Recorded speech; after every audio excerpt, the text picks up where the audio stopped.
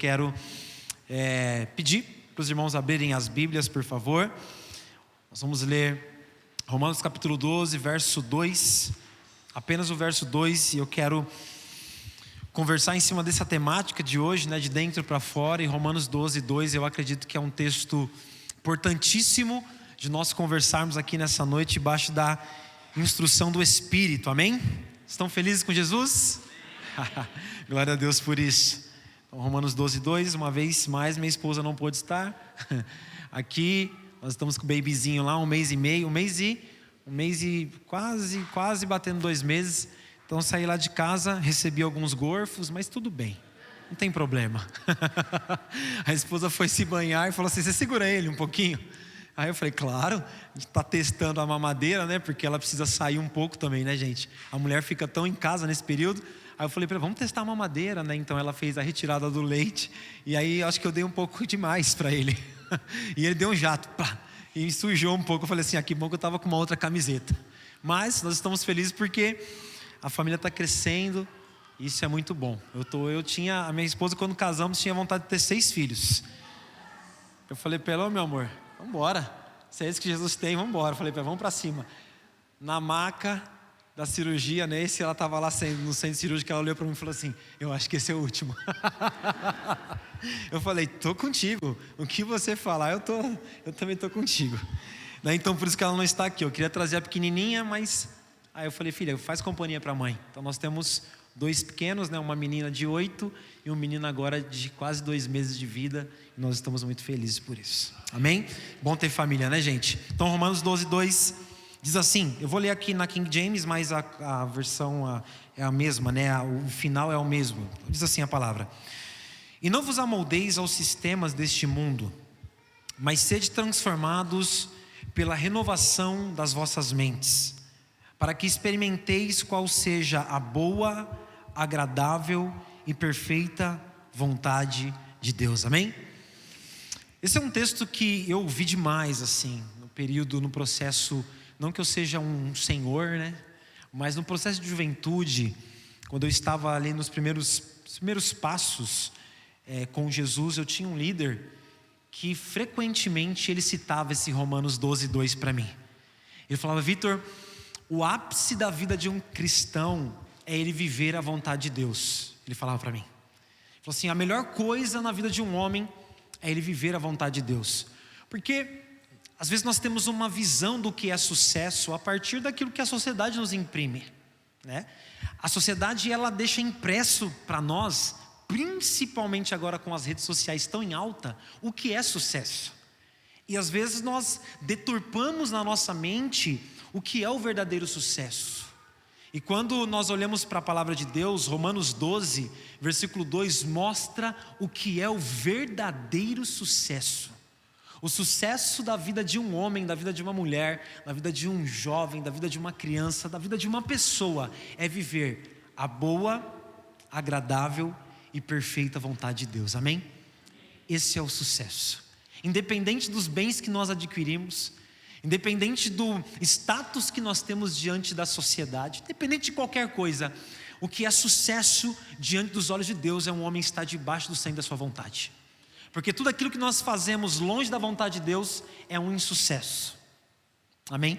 E aí esse líder, ele falava demais sobre esse verso comigo, então acabou que esse verso ficou no coração, ficou na cabeça, eu gravei. E um dia, ministrando e refletindo em cima desse texto, eu me fiz uma pergunta: então, quais são os ingredientes necessários para viver a boa vontade de Deus? Como viver a plenitude daquilo que Deus construiu para nós, ou escreveu antes de eu nascer, assim como ele disse para Jeremias: olha, antes de você ser formado, eu já tinha te designado algo para você. Salmo 139 diz que antes dos nossos dias, ainda quando nós éramos uma substância informe, os nossos dias já tinham sido escritos pelo Senhor.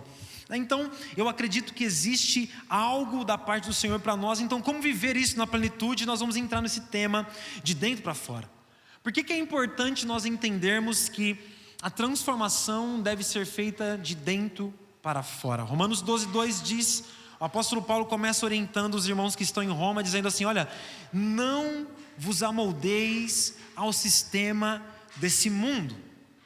Existe um sistema, existe uma forma, existe um molde mundano a partir de um sistema que às vezes ele é silencioso, mas ele faz um barulho alto, principalmente na juventude, nas nossas crianças, mas também na vida dos adultos.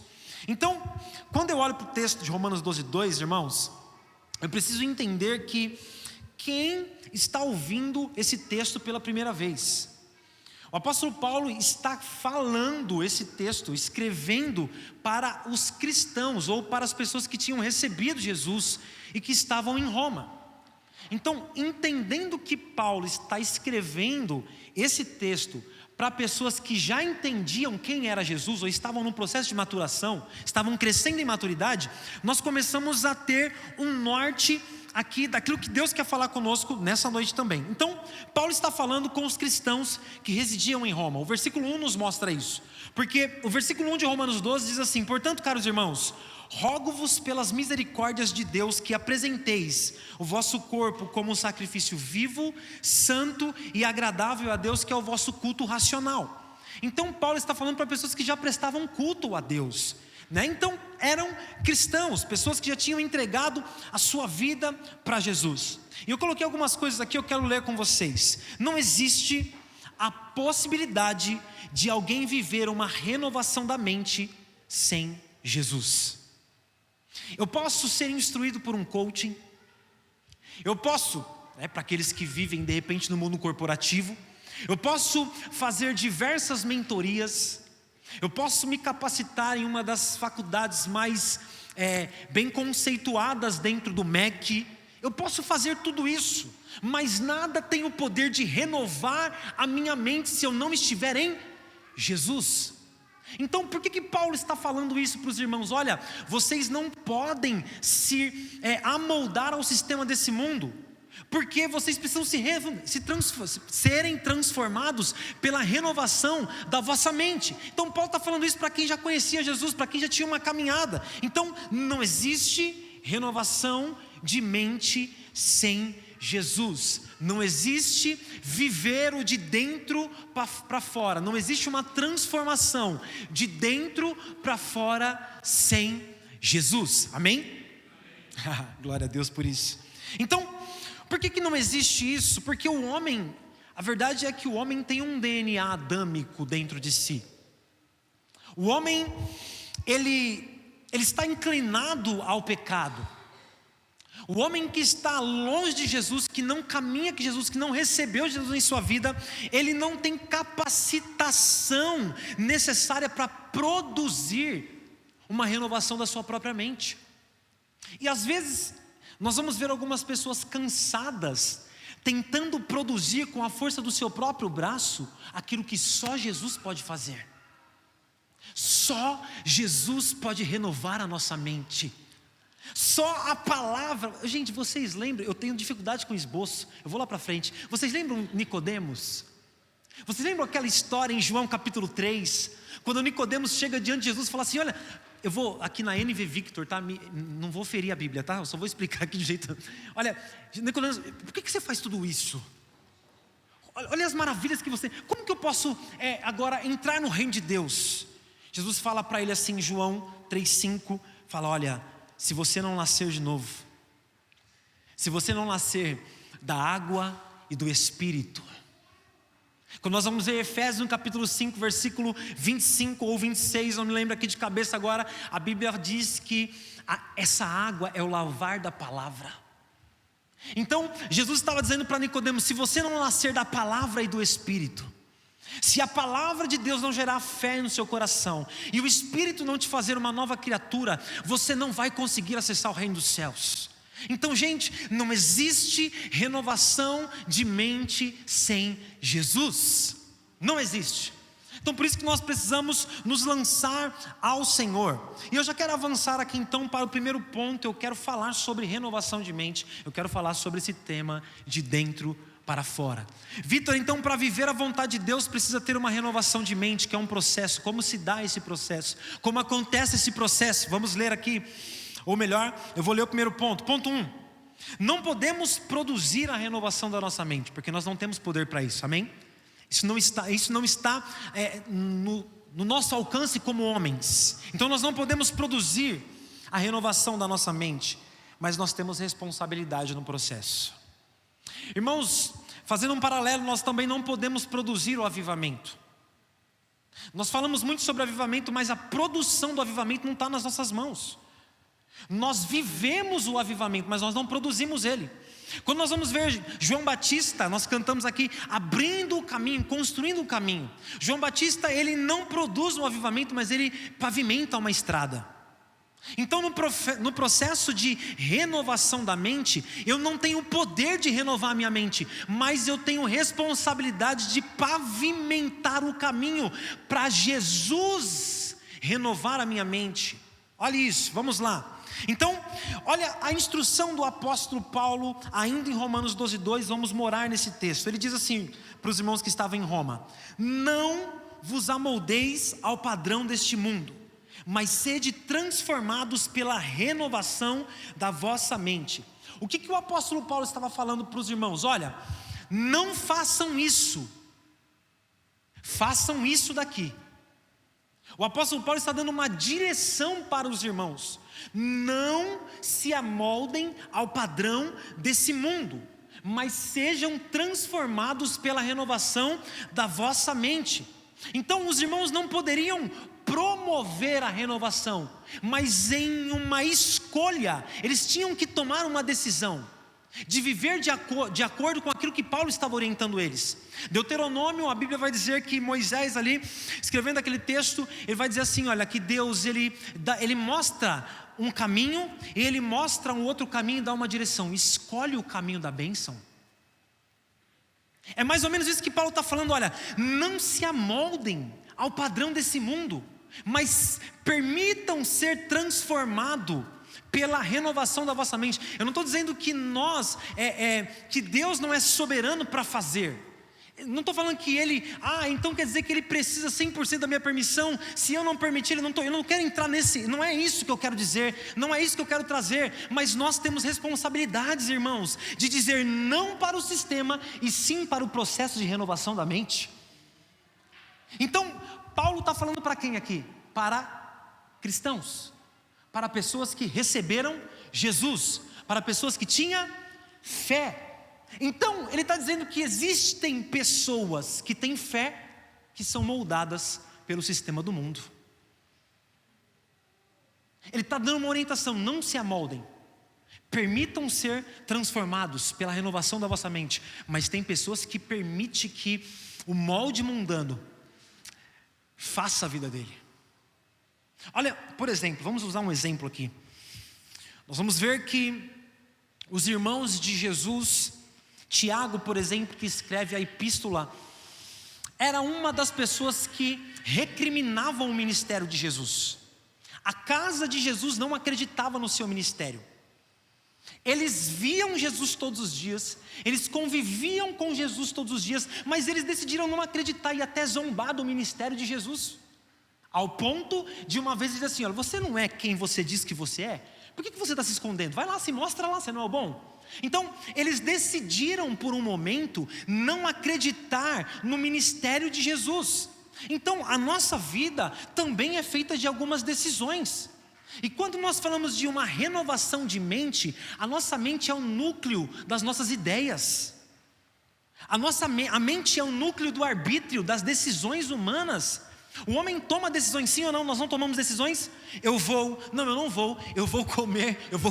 Se eu comer, eu vou comer, todo dia comer, né? Nós tomamos decisões, gente. Agora, uma renovação de mente é como se Deus estivesse trocando os nossos óculos. Eu sou super míope. Eu não sei se é míope, eu não sei qual é o nome, se é astigmatismo, mas alguma coisa eu tenho, que eu estou vendo todo mundo parecendo que está sambando para lá e para cá como um sabão. Quando eu coloco os óculos, eu consigo ter clareza. A renovação de mente a partir do Espírito e da Palavra nos traz clareza sobre as coisas. É isso que Jesus quer fazer conosco, trazer clareza. Oh, aleluia! Obrigado por isso, Jesus. Então, qual é a responsabilidade? Não podemos produzir a renovação da nossa mente, mas temos responsabilidade no processo. Qual que é a responsabilidade? Não permitir sermos moldados pelo padrão deste mundo e me lançar na palavra, me render ao Espírito, nutrir um relacionamento diário com Jesus. Então, se nós estamos aqui expostos a esse tema, e eu acredito que esse tema está de base de oração, não é apenas um tema bonito que está no hype. Se nós queremos viver uma transformação de dentro para fora, não existe a possibilidade de vivermos isso sem estarmos rendidos ao Espírito e firmados na palavra. Não existe a possibilidade de vivermos uma transformação, uma renovação de mente, ou uma transformação de dentro para fora, sem estarmos rendidos ao Espírito e firmado na palavra. Um dia eu ouvi uma frase, eu não me lembro agora se eu ouvi ou se eu li, uma frase que veio de encontro ao meu coração, e nós pulamos para o próximo tópico aqui. Uma frase dizia assim, que a graça de Deus, que é o favor de fato que nós não merecemos, ela anula qualquer mérito. Todo mérito é lançado por terra a partir da graça. Só que a graça não anula o esforço. A graça não anula as responsabilidades. A graça anula o mérito. Eu não tenho mérito. Você está 10 anos, 15 anos porque você é bom na presença de Jesus? De forma alguma. Isso não cabe, não é isso. Mas agora o esforço, a graça não anula. As responsabilidades, a graça não anula.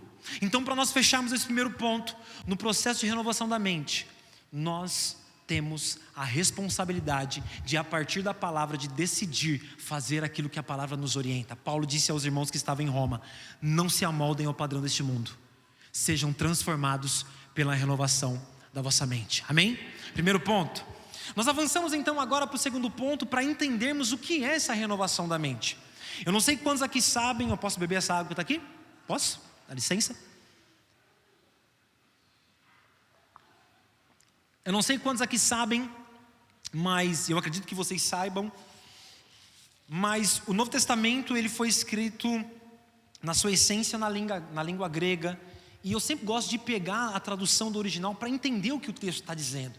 Isso é rico. E às vezes quando eu era mais novo, eu falava: por que esse cara quer ficar falando em grego? Eu nem sei falar em grego, gente. Mas é legal nós olharmos na raiz da palavra, na essência da escrita, o que o apóstolo Paulo queria dizer com isso. Então, por favor, voltemos ao texto, Romanos 12, verso 2. E não vos amoldeis aos sistemas deste mundo, mas sede transformados pela renovação da vossa mente. A palavra aqui para mente no grego é nous. Se eu estiver pronunciando errado, alguém me corrija, por favor. Que significa entendimento, razão, núcleo das ideias, núcleo das decisões e das emoções. Então, quando Paulo está dizendo que nós, ou para os irmãos que estão em Roma, e agora para nós, que as palavras agora são para nós também, que existe um processo chamado renovação de mente, ele está dizendo: vocês precisam passar, para os irmãos que estavam em Roma primeiro, por uma transformação, uma renovação na capacidade de tomada de decisão. Vocês precisam passar por uma renovação na capacidade de entendimento das coisas.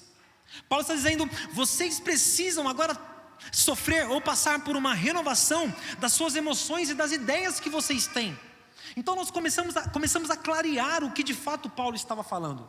Mas qual é a palavra usada para renovação? É dokimazo. Paulo está dizendo: irmãos, olha, vocês precisam dokimazo das mentes. O que é dokimazo, gente? No grego, dokimazo significa testar. Eu amo a palavra de Deus. Dokimazo significa examinar. Dokimazo significa provar. Dokimazo significa verificar. Então, sabe o que Paulo está dizendo? Resumão: se nós só podemos ser ou viver uma renovação da mente se nós estamos em Jesus, quem está trabalhando ativamente para que essa renovação aconteça é o Espírito e a palavra. porque quem nos molda é a palavra, e o Espírito passou a ser habitação quando eu me rendi ao Senhor, amém? Então o Espírito e a palavra estão trabalhando em mim. Agora Paulo vira e fala assim, olha, doquimazo para a sua mente. A sua mente precisa de doquimazo, a sua mente precisa ser testada, a sua mente precisa ser renovada, a sua mente precisa ser examinada. Irmão, não existe ninguém mais poderoso para examinar a nossa mente do que a palavra. Por favor, Hebreus capítulo 4, vamos ler a palavra de Deus, aleluia. Hebreus capítulo 4, verso 12. Olha o doquimazo, olha o teste, olha o exame, olha a profundidade da palavra. É a palavra quem nos transforma, é a palavra que nos leva para um nível de intimidade mais profundo.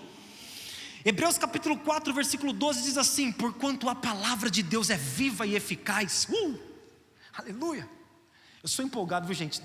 Não precisa, já me viram pregar algumas vezes assim? Não é sou palhaço não, eu sou assim, tá? Releva.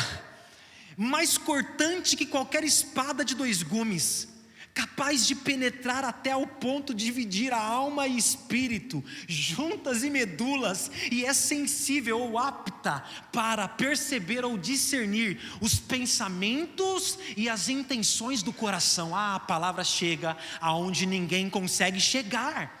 Por isso que Paulo está dizendo, olha, doquimazo para a mente. E se quem faz o doquimazo é a palavra e o Espírito, a palavra está diariamente me verificando. A palavra tem o poder de, quando nós nos colocamos diante da palavra, ela nos testa. Quantas vezes você já não foi testado pela palavra, meu irmão e minha irmã? Quantas vezes que nós estávamos vivendo, para os mais novos, uma bad, para os irmãos mais experientes, um desequilíbrio emocional. Quantas vezes nós chegamos diante da palavra e a palavra trouxe o equilíbrio necessário para a minha mente. Sabe o que é isso? Doquimazo, verificação, teste, exame. Aleluia. Quando nós chegamos num médico e nós vamos conversar, porque eu só vou no médico geralmente porque a gente vai para apagar incêndio, né? Vai porque quando está ruim.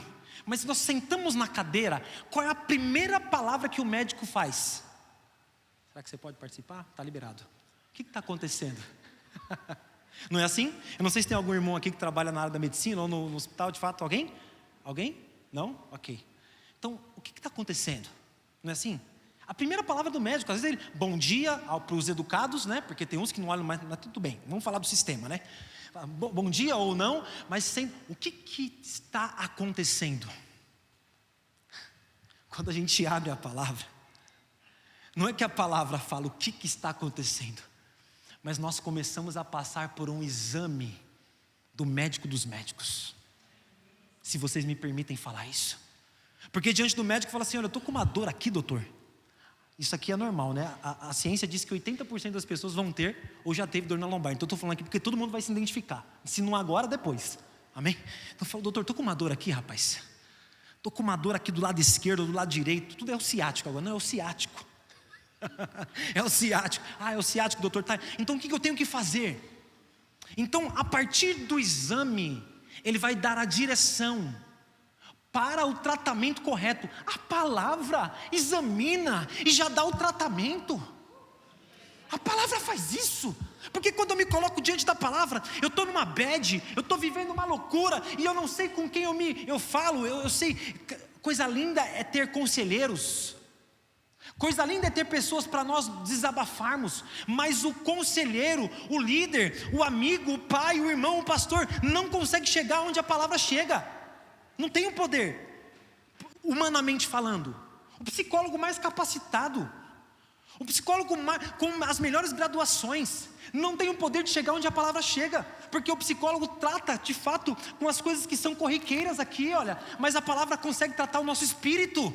A palavra vai, olha o que a Bíblia diz, a palavra ela é viva e eficaz, mais cortante que qualquer espada de 2 gumes, capaz de penetrar até o ponto de dividir, gente, de dividir a alma e espírito. Nem sei aonde é esse ponto, a palavra sabe, de dividir a alma e espírito, juntas e medulas, e é sensível para perceber os pensamentos e intenções do coração. Se você chegou aqui, em nome de Jesus, com questões a serem resolvidas, e você está exposto à palavra, prazer, você está dentro de um consultório e você está sendo examinado, você está sendo doquimatizado, doquimazo, a palavra está te verificando, a palavra está te testando. Oh, aleluia. A Bíblia vai dizer também em João, no capítulo 17, se você puder acessar esse texto, 17 de João. Aleluia, obrigado, Jesus. 17 de João, diz assim: santifica-os pela tua verdade,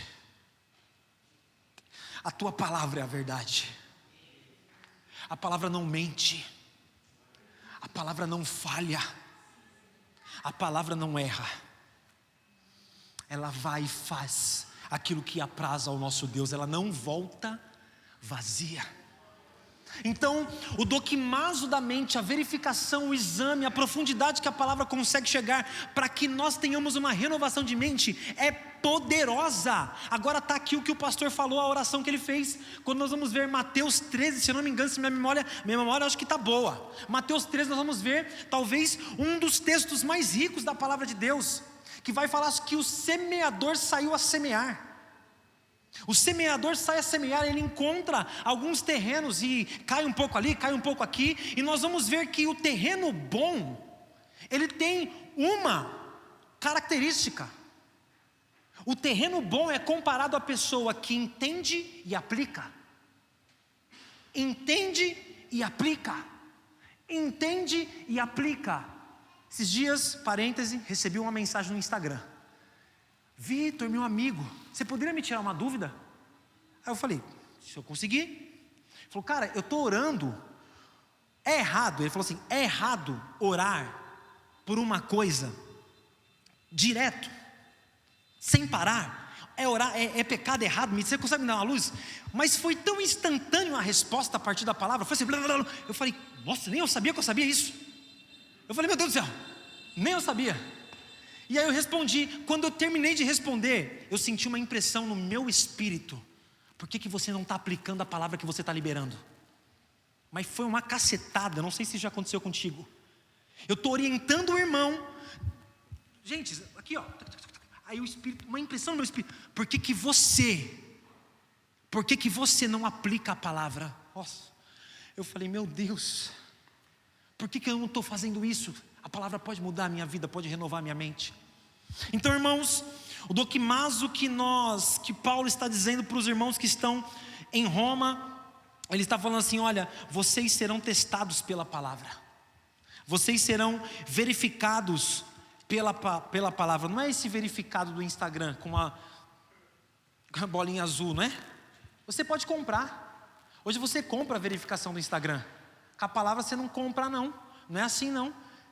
Um dia falaram assim, Vitor, mas o preço que foi pago por Jesus, ninguém pode pagar. E aí eu falei para a pessoa, mas o preço que você tem que pagar, também ninguém vai pagar. Porque tudo existe um preço. Viver uma renovação da mente, existe um preço. Lucas no capítulo, não me lembro, vai dizer que existe o preço do discipulado, se eu não me engano, Lucas 14. O preço do discipulado, Lucas 14, 25. Existe o preço do discipulado. É isso. Lucas 14, 25. A Bíblia diz assim, o subtítulo diz, o custo de ser discípulo de Cristo. Diz o custo. Ô, irmão, o que tem custo significa que eu tenho que pagar. E aí, o evangelista vai dizer, quem é a pessoa que vai construir uma torre, ou vai construir um prédio, ou vai construir algo e não se assenta para bater as contas e ver se tem dinheiro para terminar? Ninguém faz. E quem faz está fazendo isso de forma totalmente errônea. Então, olha o que a Bíblia vai dizer. Milhares de pessoas, em Lucas 14, 25, milhares de pessoas acompanhavam Jesus. Então dirigindo-se à multidão, lhes declarou, se alguém deseja seguir-me, e ama o seu pai, a sua mãe, a sua esposa, seus filhos, seus irmãos, suas irmãs e até mesmo a sua própria vida, mais do que a mim, não pode ser meu discípulo. Qual é o custo? Prioridade. Você está entendendo que existe um preço a ser pago? Existe uma responsabilidade nossa também no processo. Porque, então tá, faz aí, Espírito. E eu tô, não. A nossa vida precisa ser intencional. Intencionalidade. Intencionalidade, é isso que o Senhor está falando. Paulo está dizendo aos irmãos que estão lá em Roma: vocês precisam ser testados, aprovados pela palavra e pelo Espírito. Olha o que a Bíblia vai dizer, por exemplo, agora olhando para o Espírito, que também nos testa, também nos examina, também nos prova e também nos verifica no processo de renovação da mente. Olha, por favor, em Gálatas, no capítulo 5, ainda bem que eu trouxe uma Bíblia velha, porque aí ela fica toda marcada, né? Fica bom de achar. Gálatas no capítulo 5, versículo 16. Olha o que o apóstolo Paulo disse para os irmãos que estão lá na Galácia. Olha aqui. Portanto vos afirmo, vivei pelo Espírito. Paulo não está dizendo que Deus vai fazer vocês viver pelo Espírito. A direção, olha, vivei pelo Espírito, e de forma alguma satisfareis as vontades da carne. Nós viveremos uma renovação da mente quando assumirmos a responsabilidade de cooperarmos com a ação do Espírito. Não é que Ele não tem poder, eu não estou tirando a soberania de Deus, e eu não estou querendo entrar em debate teológico, mas quando eu olho para a palavra eu vejo que eu tenho responsabilidade também. Também temos responsabilidades. Olha o que a Bíblia vai dizer, por exemplo, em Romanos capítulo 8, que é um texto que nos inspira a partir de uma vida segundo o Espírito. Romanos capítulo 8, versículo 5. Nós lemos agora em Gálatas: vivei pelo Espírito. Olha o que Paulo vai dizer aos irmãos. Que maravilha, eu nem vi isso aqui, eu estou abrindo a Bíblia um montão. Eu estou na minha frente aqui a bênção. Olha o que diz: os que vivem, os que o que, irmãos? Vivem. O que é viver? É viver, é andar, é fazer, é se mover, é viver. Os que vivem segundo a carne têm o quê? A mente voltada para as vontades da natureza carnal. Entretanto, os que vivem de acordo com o Espírito têm a mente orientada para satisfazer o que o Espírito deseja. O doquimazo, a renovação de mente acontece para quem vive pelo Espírito. E viver pelo Espírito é responsabilidade minha e sua. Viver pelo Espírito é a nossa responsabilidade. Então nós temos responsabilidade no processo, e no processo de renovação da mente, de verificação do Espírito e da palavra em mim, eu tenho o processo de viver pelo Espírito. Porque se eu não vivo pelo Espírito, a minha mente, ela vai ser inclinada às coisas da natureza carnal. Permita-me aqui um testemunho, e aí nós partimos para o ponto 3 e último. Esses dias atrás, eu estava com umas paradas na cabeça que não era legal. E aí eu compartilhei com algumas pessoas, deu uma assustada. Mas a verdade é uma. Não é só eu que penso também esse trem errado, não. Não é só eu, não. Porque existe uma natureza adâmica em nós, não é isso? Existe uma batalha entre a carne e o Espírito. É isso que Paulo começa a falar lá em capítulo 5 de Gálatas que nós lemos. Ele fala, olha, o Espírito vai contender com a carne, é uma guerra aí. Então, começou a passar umas coisas na minha cabeça que não condizia com a palavra. E eu fui orar, e aí o que eu falei, irmãos? Eu não gosto de ficar contando testemunho na palavra, porque a palavra por si só ela é poderosa, mas permita-me isso. Quando eu fui orar, eu falei para Deus, eu falei assim, isso não pode estar passando na cabeça de alguém que escolheu viver com o Senhor. Por que eu estou pensando? Bateu a nave, sabe quando deu tela azul? Quem é TI aí, subiu a tela azul. Eu não sabia o que falar, eu estava bravo, porque eu estava pensando coisa errada, coisa feia. Não vou falar aqui, porque também não condiz, mas depois, coisa feia. Não é coisa de crente, não é coisa para você ficar passando na cabeça. E eu entrei num danger terrível, porque a gente tem um histórico passado antes de Jesus, sim ou não? E era exatamente aquilo que me aprisionava no passado, estava tentando me pegar, mas me pegar de um jeito muito forte. Muito forte. E eu sei que é uma batalha, mas aí eu desesperei, entrei em dungeon, bug, fui ajoelhar e falei, por que está passando isso na minha cabeça? Eu não aceito isso, e comecei até a falar uns trem assim, meio, eu não aceito, como é que você não aceita, sabe? Eu entrei em dungeon. E quando eu terminei a oração,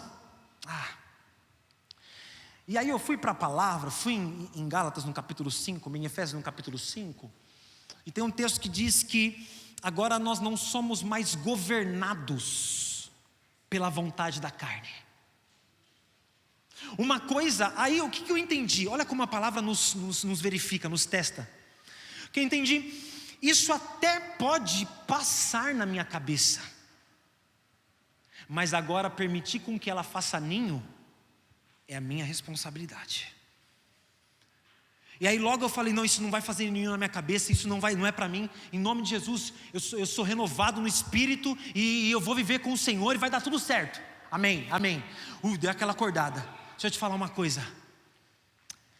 Existem coisas que passam na nossa cabeça, existem até pensamentos errôneos, mas quando nós estamos debaixo da palavra do Espírito, e nós decidimos viver pelo Espírito, a carne pode até falar, mas ela não vai ter voz ativa dentro de nós.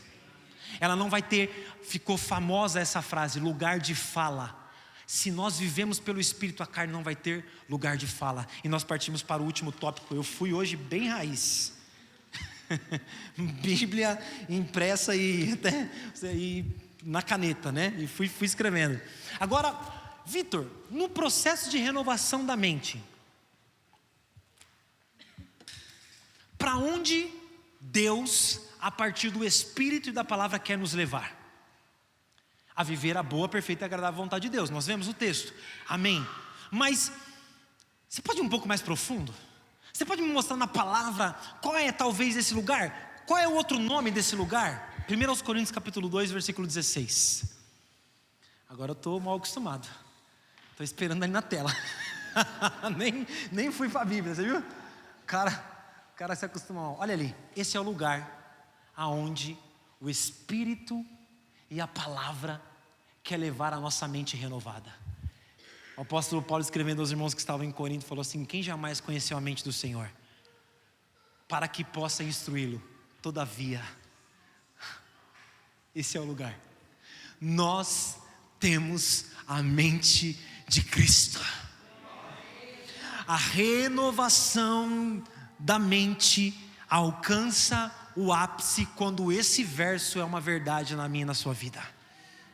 E se você for ler, faz essa leitura, por favor. 1 Coríntios capítulo 2, faça essa leitura. E o capítulo 3 até o versículo 5, pelo menos.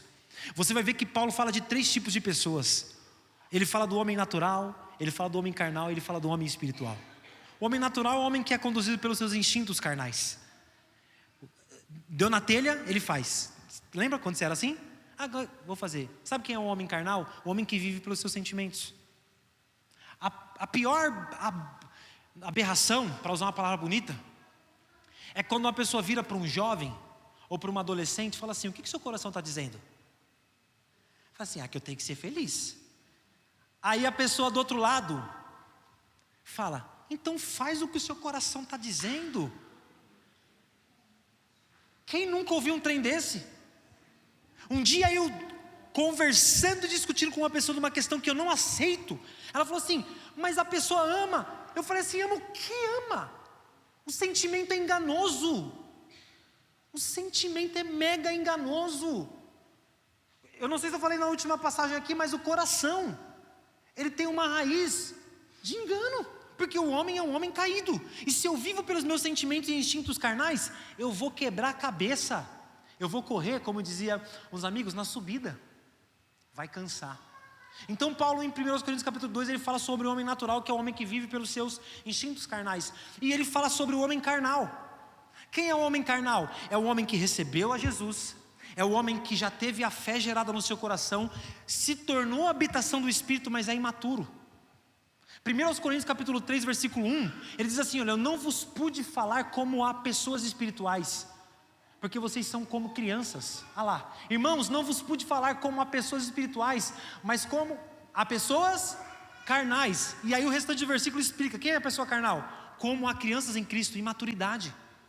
Quantos de nós, e talvez até eu, estou em algumas áreas na minha vida em lugar de maturidade com aquilo que o Senhor tem para mim?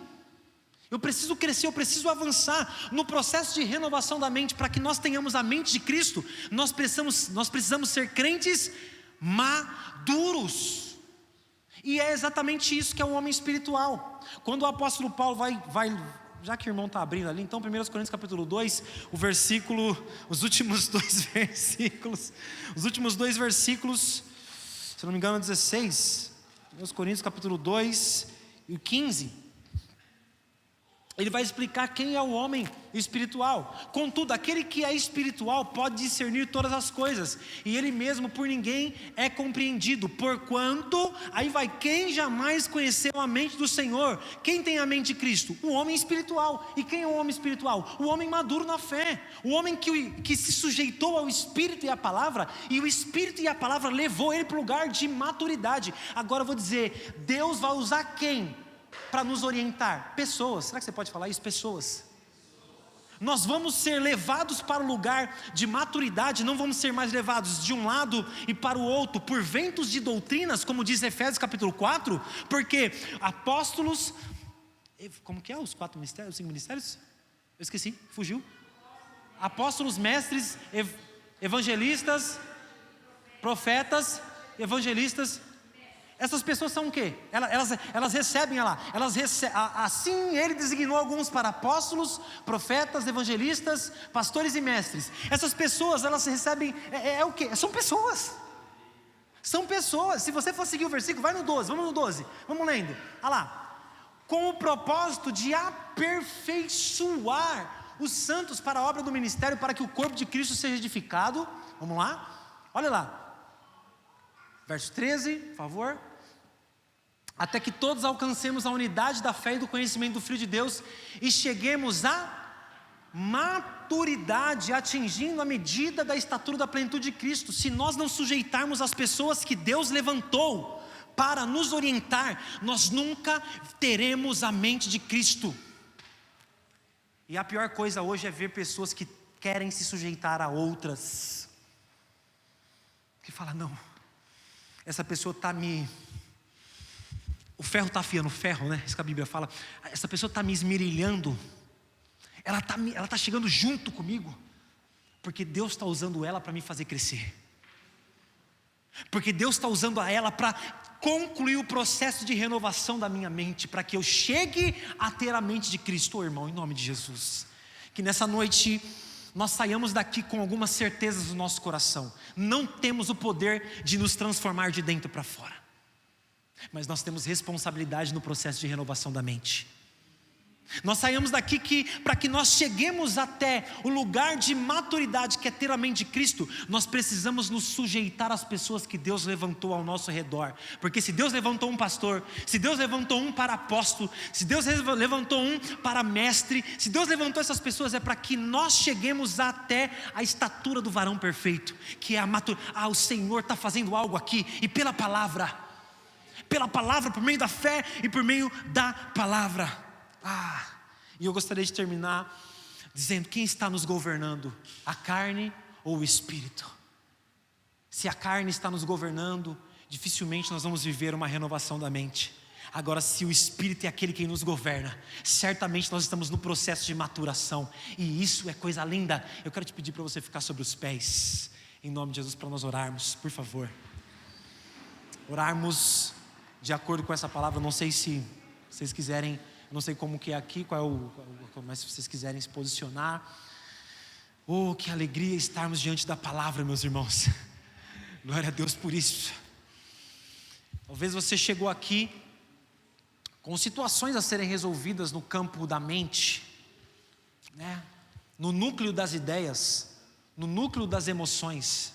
Eu quero dizer que você chegou diante do lugar mais poderoso, ou diante daquele que pode transformar e renovar a sua mente.